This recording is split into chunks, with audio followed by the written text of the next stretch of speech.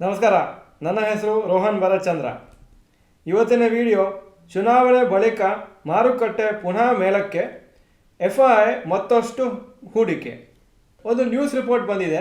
ಅದರಲ್ಲಿ ಏನು ಹೇಳಿದ್ದಾರೆ ಅಂದರೆ, JP Morgan sees foreign investors flocking to Indian stocks after Lok Sabha polls. JP Morgan, one of the largest global financial institutions, ಅವ್ರು ಏನು ಹೇಳ್ತಾ ಇದ್ದಾರೆ ಅಂದರೆ, ಫಾರಿನ್ ಇನ್ವೆಸ್ಟರ್ಸು ಲೋಕಸಭಾ ಎಲೆಕ್ಷನ್ಸ್ ಆದಮೇಲೆ ಇನ್ನೂ ಜಾಸ್ತಿ ಇಂಡಿಯನ್ ಸ್ಟಾಕ್ ಮಾರ್ಕೆಟ್ಸಲ್ಲಿ ಇನ್ವೆಸ್ಟ್ ಮಾಡ್ತಾರಂತ. ಹಾಗೂ ಅದರಿಂದ ಇಂಡಿಯನ್ ಸ್ಟಾಕ್ ಮಾರ್ಕೆಟ್ಸ್ ತುಂಬ ರ್ಯಾಲಿ ಆಗ್ಬೋದು ಅಂತ ಅವರ ಎಕ್ಸ್ಪೆಕ್ಟೇಷನ್ನು. JP Morgan ಅವರ ರಿಪೋರ್ಟ್ ಪ್ರಕಾರ FII ಸದ್ಯಕ್ಕೆ ಜಾಸ್ತಿ ಇನ್ವೆಸ್ಟ್ ಮಾಡ್ತಾಯಿಲ್ಲ ಇಂಡಿಯನ್ ಸ್ಟಾಕ್ ಮಾರ್ಕೆಟ್ಸಲ್ಲಿ, ಸ್ವಲ್ಪ ಲೈಟಾಗಿ ಇಟ್ಕೊಳ್ತಾ ಇದ್ದಾರೆ ಅವ್ರ ಪೋರ್ಟ್ಫೋಲಿಯೋನ. ಹಾಗೂ ಜೂನಿಂದ ಎಲೆಕ್ಷನ್ ರಿಸಲ್ಟ್ಸ್ ಬಂದ ಮೇಲೆ ಜಾಸ್ತಿ ಇನ್ವೆಸ್ಟ್ ಮಾಡ್ಬೋದು. ಅಲ್ಲಿವರೆಗೆ ಸಣ್ಣ ಸಣ್ಣ ಕರೆಕ್ಷನ್ಸ್ ಬಂದರೆ ಇನ್ವೆಸ್ಟ್ ಮಾಡ್ಬೋದು, ಬಟ್ ದೊಡ್ಡ ಅಮೌಂಟು ಏನು ಹಾಕೋದಿಲ್ಲ ಅಂತ ಅವರ ಪ್ರಕಾರ ಅವರ ರಿಪೋರ್ಟ್ ಹೇಳ್ತಾ ಇದೆ. ಹಾಗೂ ನಿಮಗೆ ಗೊತ್ತಿದ್ದಾಗೆ ಎಕ್ಸ್ಪೆಕ್ಟೇಷನ್ ಏನಂದರೆ, BJPನೇ ಈ ಎಲೆಕ್ಷನ್ಸ್ ವಿನ್ ಆಗಿ ಅವರೇ ಗೌರ್ಮೆಂಟ್ ಫಾರ್ಮೇಷನ್ ಮಾಡ್ತಾರಂತ. ಆವಾಗ ಮಾರ್ಕೆಟ್ ಫ್ರೆಂಡ್ಲಿ ಪಾಲಿಸೀಸು ಮತ್ತು ಇನ್ಫ್ರಾಸ್ಟ್ರಕ್ಚರ್ ಮೇಲೆ ಫೋಕಸ್ಸು ಮತ್ತು ಫಾರಿನ್ ಡೈರೆಕ್ಟ್ ಇನ್ವೆಸ್ಟ್ಮೆಂಟ್ ಇನ್ನೂ ಬರಲಿಕ್ಕೆ ಅವರು ಎಲ್ಲ ಸ್ಟೆಪ್ಸ್ ತಗೊಳ್ತಾರಂತ. JP Morgan ಪ್ರಕಾರ ಫಾರಿನ್ ಇನ್ವೆಸ್ಟರ್ಸು ಇಂಡಿಯನ್ ಮಾರ್ಕೆಟ್ಸಲ್ಲಿ ಓವರ್ ವೇಟ್ ಪೊಸಿಷನ್ ತೊಗೊಂಡ್ರೆ ಆವಾಗ ಇನ್ನೂ 8.3 lakh crores ಇಂಡಿಯನ್ ಸ್ಟಾಕ್ ಮಾರ್ಕೆಟ್ಸಲ್ಲಿ FIIs ಇಂದನೇ ಇನ್ವೆಸ್ಟ್ ಆಗುತ್ತೆ. ಗ್ಲೋಬಲ್ ಫಂಡ್ಸ್ ಹೋಲ್ಡಿಂಗು ಅಥವಾ FIIs ಹೋಲ್ಡಿಂಗು ಇಂಡಿಯನ್ ಸ್ಟಾಕ್ ಮಾರ್ಕೆಟ್ಸಲ್ಲಿ ಸದ್ಯಕ್ಕೆ ಅರೌಂಡ್ 63.32 lakh crores ಇದೆ ಫೆಬ್ರವರಿ 2024 ಎಂಡಿಂಗ್ ಪ್ರಕಾರ. ಹಾಗೂ approximately Indian stock markets total market cap 375 lakh crores. So FIIs ಸದ್ಯಕ್ಕೆ ಇಂಡಿಯನ್ ಮಾರ್ಕೆಟ್ಸಲ್ಲಿ ಬರೀ 16.4% ಹೋಲ್ಡ್ ಮಾಡ್ತಾ ಇದ್ದಾರೆ. ಇದು ಆಲ್ಮೋಸ್ಟ್ 10 ವರ್ಷದ ಲೋ. ಡಿಸೆಂಬರ್ 2020 ಜಸ್ಟ್ 3-4 ವರ್ಷ ಹಿಂದೆ FII ಹೋಲ್ಡಿಂಗ್ಸ್ ಇಂಡಿಯನ್ ಮಾರ್ಕೆಟ್ಸಲ್ಲಿ 21% ಇತ್ತು. ಸೊ ನಮ್ಮ ಇಂಡಿಯನ್ ಸ್ಟಾಕ್ ಮಾರ್ಕೆಟ್ಸ್ದು ಸ್ಟ್ರಾಂಗ್ ಫಂಡಮೆಂಟಲ್ಸು ಮತ್ತು ಸ್ಟೇಬಲ್ ಗೌರ್ಮೆಂಟ್ ಇರೋ ಕಾರಣ ಇನ್ನೂ ಸ್ಟಾಕ್ ಮಾರ್ಕೆಟ್ಸಿಗೆ FIIs ಇಂದ ಇನ್ವೆಸ್ಟ್ಮೆಂಟ್ ಬರುತ್ತೆ. ಹಾಗೂ ಲೋಕಲ್ ಇನ್ವೆಸ್ಟ್ಮೆಂಟು ಕಂಟಿನ್ಯೂ ಆಗುತ್ತೆ. DIIs ನಿಮಗೆ ಗೊತ್ತಿದ್ದಾಗೆ ಕಂಟಿನ್ಯೂಸ್ ಆಗಿ ಬೈಯರ್ಸ್ ಆಗಿದ್ದಾರೆ. ಯಾಕಂದರೆ ರಿಟೇಲ್ ಇನ್ವೆಸ್ಟರ್ಸು ಮ್ಯೂಚುವಲ್ ಫಂಡ್ಸಲ್ಲಿ ಇನ್ಶೂರೆನ್ಸ್ ಮುಖಾಂತರ ಇನ್ವೆಸ್ಟ್ ಮಾಡ್ತಾ ಇದ್ದಾರೆ. ಹಾಗೂ ಅದರಿಂದ ಆ ದುಡ್ಡೆಲ್ಲ ಸ್ವಲ್ಪ ಅಮೌಂಟು ಸ್ಟಾಕ್ ಮಾರ್ಕೆಟ್ಸ್ಗೂ ಬರ್ತಾ ಇದೆ. FIIs DIIs ಜಾಯ್ನ್ ಆಗಿ ಸ್ಟಾಕ್ ಮಾರ್ಕೆಟ್ಸಲ್ಲಿ ಇನ್ನೂ ಕೆಲವು ತಿಂಗಳಲ್ಲಿ ದುಡ್ಡು ಹಾಕ್ಲಿಕ್ಕೆ ಶುರು ಮಾಡಿದರೆ ಆವಾಗ ತುಂಬ ಡಿಮಾಂಡ್ ಆಗುತ್ತೆ ಇಂಡಿಯನ್ ಸ್ಟಾಕ್ ಮಾರ್ಕೆಟಲ್ಲಿ ಶೇರ್ಸ್ಗೆ. ಹಾಗೂ ಅದರಿಂದ ಸ್ಟಾಕ್ ಮಾರ್ಕೆಟ್ ರ್ಯಾಲಿ ಆಗುತ್ತೆ. FIIs ಹಾಗೂ DII ಇನ್ವೆಸ್ಟ್ಮೆಂಟು ಇಂಡಿಯನ್ ಸ್ಟಾಕ್ ಮಾರ್ಕೆಟ್ಸಲ್ಲಿ ಲಾಸ್ಟ್ ಕೆಲವು ತಿಂಗಳದು ಸ್ಟ್ಯಾಟಿಸ್ಟಿಕ್ಸ್ ಹಾಕಿದ್ದೀನಿ. ಸೆಪ್ಟೆಂಬರ್ 2023 ನೆಟ್ ಇನ್ವೆಸ್ಟ್ಮೆಂಟು FIIs -18,894 ಕೋಟಿ. ಆವಾಗ DIIs 20,000 crores ಅಪ್ರಾಕ್ಸಿಮೇಟ್ಲಿ ಇನ್ವೆಸ್ಟ್ ಮಾಡಿದರು. ಅಕ್ಟೋಬರಲ್ಲೂ approximately 19,000 crores FIIs net investment, ಅಂದರೆ ಮೈನಸ್ಸು ನೆಟ್ ಸೇಲ್ಸ್. ಅದು DIIs ಪಾಸಿಟಿವ್ 25,000 crores. ನವಂಬರಲ್ಲಿ 16,651 crores FIIs ಇನ್ವೆಸ್ಟ್ ಮಾಡಿದರು. DIIs ಅರೌಂಡ್ 12,700 ಕೋಟಿ. December 2023 58,498 crores FII investment, DII investment 12,942 crores. ಜಾನ್ವರಿಲಿ ಮತ್ತೊಮ್ಮೆ FII ಸೇಲ್ ಮಾಡಿದರು ಅರೌಂಡ್ 26,000 crores. ಆವಾಗ DIIs ನೆಟ್ ಇನ್ವೆಸ್ಟ್ಮೆಂಟ್ 26,744 ಕೋಟಿ. ಫೆಬ್ರವರಿ 2024 FIIs ಇನ್ವೆಸ್ಟ್ಮೆಂಟ್ ಮಾಡಿದ್ದು ಅಪ್ರಾಕ್ಸಿಮೇಟ್ಲಿ 4,000 ಕೋಟಿ. ಹಾಗೂ DIIs ಇನ್ವೆಸ್ಟ್ಮೆಂಟ್ ಮಾಡಿದ್ದು 25,379 crores. ಸೊ ನೀವು ನೋಡ್ಬೋದು, DIIs ಕಂಟಿನ್ಯೂಸ್ ಆಗಿ ಒಂದು ಅಮೌಂಟ್ ಇನ್ವೆಸ್ಟ್ ಮಾಡ್ತಾ ಹೋಗ್ತಾ ಇದ್ದಾರೆ. FIIs ಕೆಲವು ಮಂತಲ್ಲಿ ಇನ್ವೆಸ್ಟ್ ಮಾಡ್ತಾರೆ, ಕೆಲವು ಮಂತಲ್ಲಿ ವಿಡ್ರಾ ಮಾಡ್ತಾ ಇದ್ದಾರೆ. ಸೊ ಅದು ಏನಾದರೂ ಕಂಟಿನ್ಯೂಸ್ ಆಗಿ ಇನ್ವೆಸ್ಟ್ ಮಾಡ್ತಾ ಹೋದರೆ ಅವಾಗ ಮಾರ್ಕೆಟ್ ಇನ್ನೂ ಜಾಸ್ತಿ ರ್ಯಾಲಿ ಆಗುತ್ತೆ. ಇಂಡಿಯನ್ ಸ್ಟಾಕ್ ಮಾರ್ಕೆಟ್ಸು 22,000 ಮಾರ್ಕ್ ಇವತ್ತು ಕ್ರಾಸ್ ಆಯಿತು ಮತ್ತೊಮ್ಮೆ. ಹಾಗೂ ನಿನ್ನೆ US ಫೆಡರಲ್ ರಿಸರ್ವ್ ಅನೌನ್ಸ್ ಮಾಡಿದರು ಇಂಟ್ರೆಸ್ಟ್ ರೇಟ್ಸು ಸದ್ಯಕ್ಕೆ ಚೇಂಜ್ ಮಾಡ್ತಾ ಇಲ್ಲ.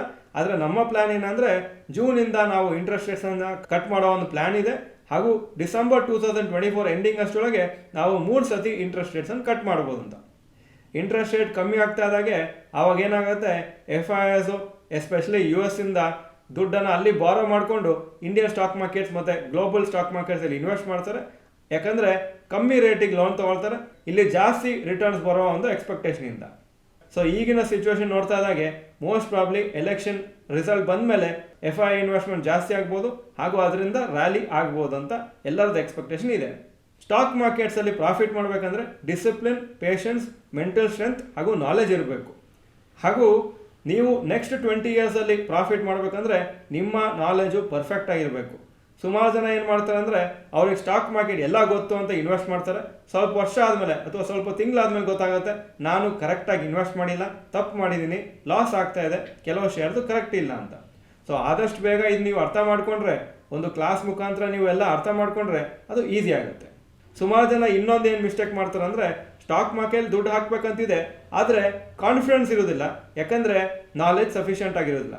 ಆವಾಗ ಏನು ಮಾಡ್ತೀವಿ, ಕಮ್ಮಿ ಅಮೌಂಟ್ ಹಾಕ್ತಾ ಹೋಗ್ತೀವಿ.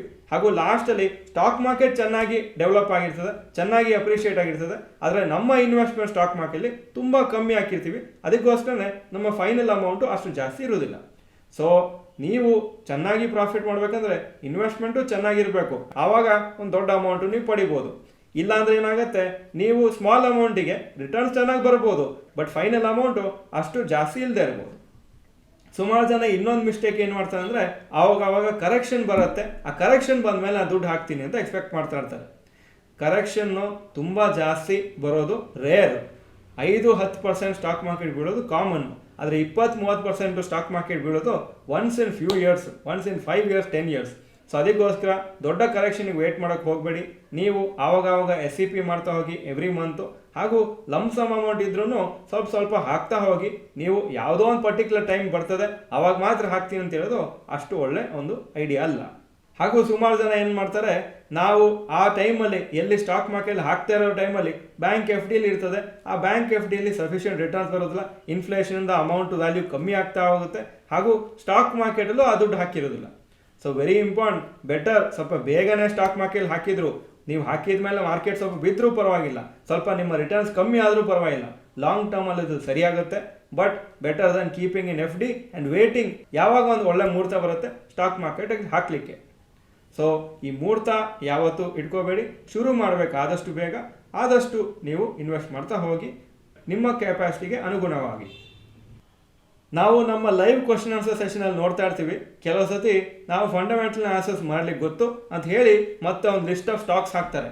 ಆ ಲಿಸ್ಟ್ ಆಫ್ ಸ್ಟಾಕ್ಸ್ ನೋಡಿದರೆ ಅವು ಕ್ಲೀನಾಗಿ ಗೊತ್ತಾಗುತ್ತೆ ಅವರು ಕರೆಕ್ಟಾಗಿ ಅನಾಲಿಸಿಸ್ ಮಾಡ್ಲಿಕ್ಕೆ ಗೊತ್ತಿಲ್ಲ ಅಂತ.